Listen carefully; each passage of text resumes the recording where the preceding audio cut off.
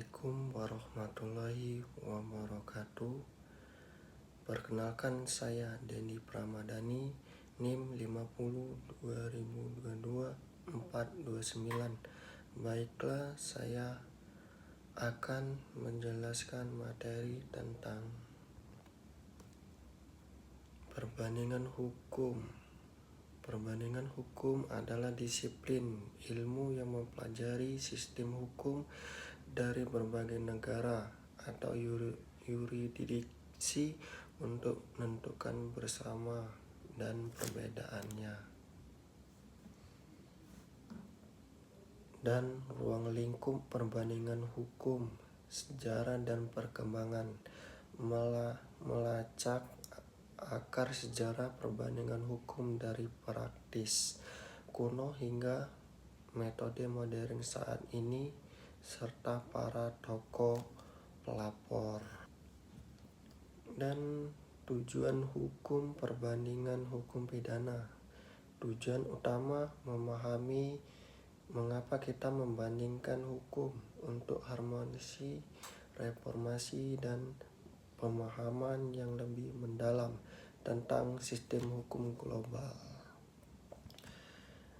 Dan aspek-aspek yang dibandingkan dalam hukum.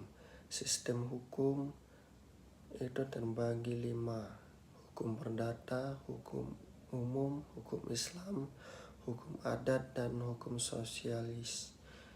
Dan berikutnya cabang hukum itu ada 5: hukum konstitusi, hukum pidana, hukum dagang, dan hukum keluarga, dan hukum lingkungan.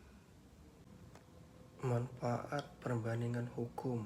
Reformasi hukum nasional mengidentifikasi solusi terbaik dan praktis baik dalam sistem hukum lain untuk meningkatkan hukum nasional, harmonisasi hukum internasional, membantu dalam penyusunan perjanjian internasional, dan unifikasi hukum antar negara. Baiklah, selanjutnya kesimpulan dan tantangan masa depan perbandingan hukum. Signifikasi perbandingan hukum sangat penting untuk dunia yang terglobalisasi. Tantangan pertahanan reformasi di tengah perubahan geopolitik dan teknologi. Baiklah, itu saja yang saya sampaikan tentang materi perbandingan hukum. Sekian dan terima kasih.